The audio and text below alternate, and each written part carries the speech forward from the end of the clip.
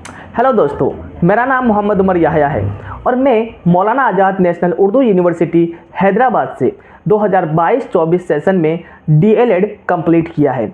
कई सारे बच्चे के डाउट थे डीएलएड वालों के खास करके, तो आज जो ये वीडियो है डेडिकेटेड है जो बच्चे मौलाना आज़ाद नेशनल उर्दू यूनिवर्सिटी हैदराबाद में डीएलएड में एडमिशन लेना चाहते हैं। तो सभी जानकारी आपको इसमें बताऊंगा कि एडमिशन कैसे होता है, एडमिशन प्रोसेस क्या है, फ़ीस कितनी है, साथ ही साथ फैकल्टीज़ कैसे हैं, हॉस्टल्स किनको किनको मिलता है, हॉस्टल लेने का क्राइटेरिया क्या है, साथ ही साथ क्या पढ़ते हुए मानू में पढ़ते हुए क्या जॉब पॉसिबल है। इन सभी सवालों के जवाब मिलेंगे इस छोटे से वीडियो में। तो चलिए सबसे पहले शुरू करते हैं मौलाना आज़ाद नेशनल उर्दू यूनिवर्सिटी हैदराबाद में डीएलएड में एडमिशन कैसे होता है। तो सबसे पहले मैं आपको बता दूं, अगर आप मानू में डीएलएड में एडमिशन लेना चाहते हैं तो वहाँ पर आपको एक एंट्रेंस पेपर लिखना होगा जो मानू खुद कंडक्ट करवाती है। ये एंट्रेंस पेपर आपका किस तरह से होने वाला है, तो जैसा कि आप सभी को पता है इसमें आपके कुछ basics question, general studies, English, mathematics और रीजनिंग से क्वेश्चंस रहते हैं जो कि 100 मार्क्स का पेपर होता है। उस 100 मार्क्स में से आपको स्कोर करने पड़ते हैं और जिनका आपके अच्छे स्कोर्स होते हैं उसका सिलेक्शन हो जाता है।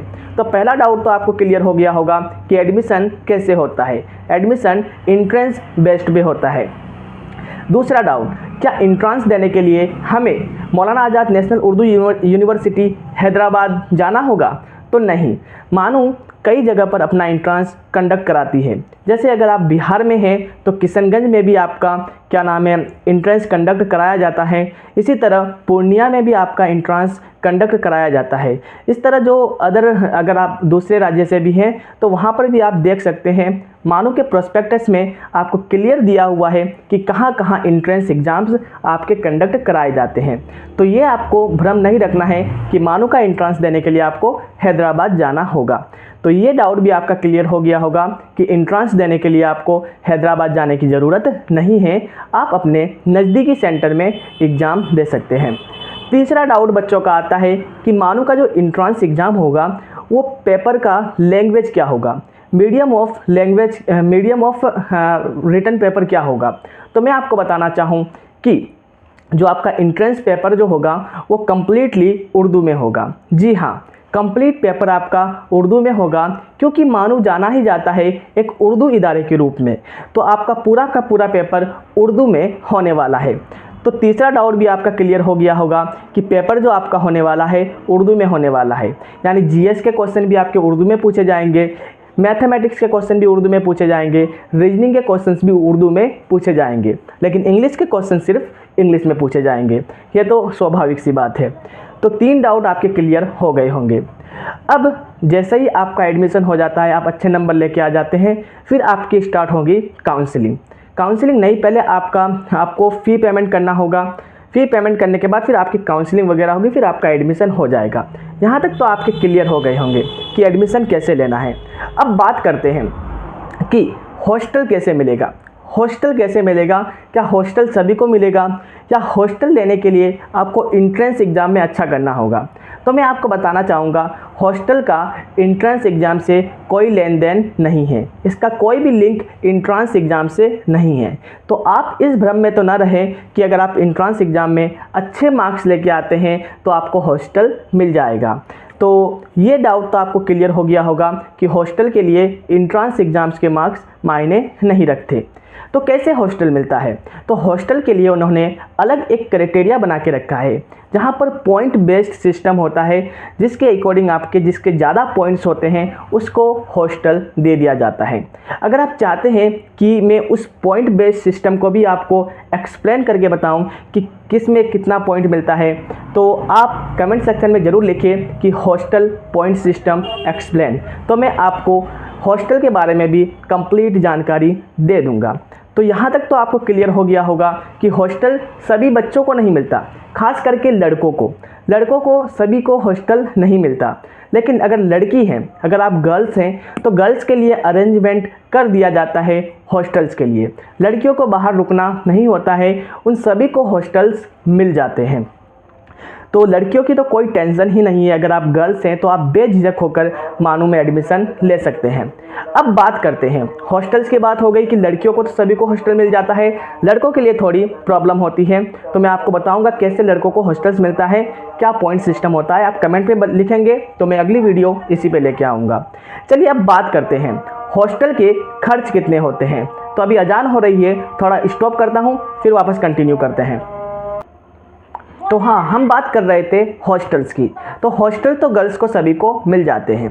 अब बात करते हैं हॉस्टल्स में अगर आप रहते हैं तो कितना खर्च आता है, अगर आप हॉस्टल से बाहर रहते हैं तो कितना खर्च आएगा आपको हर महीने। अगर आप हॉस्टल में रहते हैं तो हॉस्टल का आपको 4500 रुपये आपको देना पड़ता है 1 साल का आपके हॉस्टल रूम का किराया। यस, सिर्फ 4500 रुपये में आपको पूरा 1 साल आपको दिया जाता है हॉस्टल में रहने के लिए। और मेस यानी खाने के लिए आपको अलग से हर महीने 2500 रुपये आपको पे करने पड़ते हैं, मेस बिल, खाने का बिल। तो यानी अगर बात करें तो महीने में आपके 2500 रुपये आपको खर्च होने वाले हैं वहाँ पर आपको रहने के लिए। और हॉस्टल का फ़ीस तो आपका कितना रहने वाला है, 4500 रुपये रहने वाला है 1 साल का। तो हॉस्टल का तो आपको क्लियर हो गया होगा। अगर आपको हॉस्टल मिल जाता है तो 4500 रुपये को माइनस कर दीजिए, वो तो आप 1 साल में एक बार देंगे। 2500 रुपये आपके हर मंथ खर्च होने वाले हैं हॉस्टल में रहने का। वो भी वो किसका खर्च, जो आप खा रहे हैं, जो आप मेस में खाना खा रहे हैं, उसका आपका खर्च होने वाला है। तो गर्ल्स के तो मान लीजिए कि आपके 2000 से 2500 रुपये ही खर्च होने वाले हैं।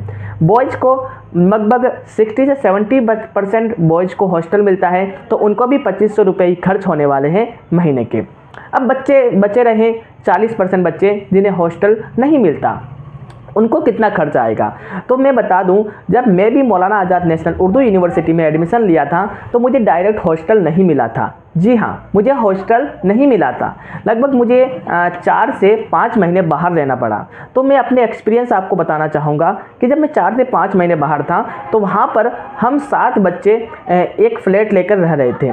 तो वहाँ पर हमें देना पड़ रहा था 1700 या 1800 रुपये पर बच्चे। तो 1800 रुपये तो हमें हर मंथ देना पड़ रहा था किसका, फ्लैट का बिल।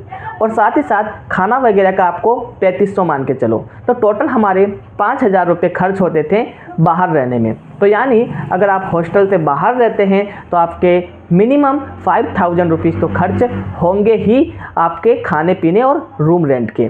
तो ये थे आपके खर्चों के बारे में, एक्सपेंसेस के बारे में, अगर आप मौलाना आज़ाद नेशनल उर्दू यूनिवर्सिटी में क्या करते हैं, DLED करते हैं। अब बात करते हैं, सबसे इम्पोर्टेंट सवाल ये था कि DLED के क्या अदर सेंटर्स भी अवेलेबल हैं। तो मैं आपको बताना चाहूँगा, मौलाना आज़ाद नेशनल उर्दू यूनिवर्सिटी में DLED सिर्फ हेडक्वार्टर मेन सेंटर में होता है। इसके अदर सिटीज़ जैसे BED वगैरह दरभंगा या फिर नूह वगैरह में होते हैं। तो इस तरह से DLED नहीं होता। DLED करने के लिए आपको मौलाना आज़ाद नेशनल उर्दू यूनिवर्सिटी के मेन ब्रांच, हेड ब्रांच यानी हैदराबाद जाना होगा, वहीं पे जाकर आप DLED कर सकते हैं। तो ये डाउट तो आपको क्लियर हो गया होगा कि अगर आप DLED करना चाहते हैं मौलाना आज़ाद नेशनल उर्दू यूनिवर्सिटी से तो आपको हैदराबाद आना होगा। और मैंने आपको एक्सपेंसेस भी बता दिए कि कितने आपके खर्च होने वाले हैं हैदराबाद में रहने के लिए। तो ये डाउट्स तो आपके क्लियर हो गए होंगे। और बच्चे के ये सबसे ज़्यादा डाउट तो यही थे कि क्या बिहार में भी या फिर दरभंगा में भी क्या DLED होता है। तो DLED दरभंगा में नहीं होता, ये आप दिमाग में बैठा लें। और कहीं पे भी DLED नहीं होता मानू के ब्रांचेस में, सिर्फ मानू के हेड ब्रांच में DLED होता है। तो यहाँ तक तो आपको क्लियर हो गया होगा। अब बात करते हैं जॉब की, खास करके लड़कों के। लड़के बहुत ज़्यादा पूछते हैं कि हम बाहर रह रहे हैं तो क्या हम पढ़ाई करते हुए जॉब कर सकते हैं। तो इसका जवाब है हाँ, आप कर सकते हैं। आप इजीली 6 to 7000 रुपीज़ तो आराम से अर्न कर सकते हैं आप पढ़ते हुए, क्योंकि वहाँ पर कई सारे मॉल्स हैं जैसे D-Mart हो गया, रिलायंस मार्ट हो गया। वहाँ पर आप इजीली पार्ट टाइम जॉब ले सकते हैं, जहाँ पर आप क्या कर सकते हैं, शाम को 5 बजे से रात के 10 बजे तक या फिर शाम के 6 से रात के 11 बजे तक का ड्यूटी आवर ज्वाइन कर सकते हैं, जहाँ पर आपको 6000 रुपीज़ ईजीली मिल जाएंगे।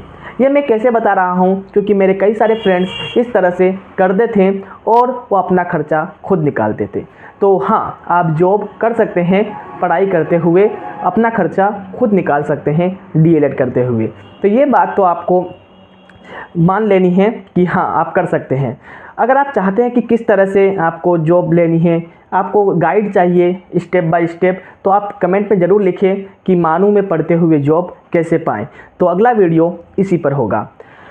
तो यहाँ तक तो आपको क्लियर हो गए होंगे और मुझे लगता है कि मैंने मैक्सिमम क्वेश्चंस के जवाब दे दिए हैं। इसके अलावा भी अगर कोई सवाल बच जा रहा है, आपके दिमाग में कोई सवाल है, तो आप ज़्यादा से ज़्यादा क्वेश्चंस कमेंट सेक्शन में करें। मैं उन सभी कमेंट को पढ़कर फिर क्वेश्चंस लिस्ट बनाकर अगला वीडियो आपके सामने प्रेजेंट करूँगा। तो मिलते हैं फिर हम किसी नए वीडियो के साथ, अगले क्वेश्चंस के साथ। जो भी क्वेश्चंस आपके दिमाग में हैं ज़रूर कमेंट सेक्शन में लिखिए। तो फिर मिलते हैं और आपको बधाई हो कि आप सोच रहे हैं मानू में एडमिशन लेने का, और जब भी फॉर्म आएंगे मानू के आपको मैं इन्फॉर्म कर दूंगा। थैंक यू वेरी मच और पूरा वीडियो देखने के लिए। फिर मिलते हैं अगली वीडियो में। टेक केयर, खुदा हाफिज और बाय बाय।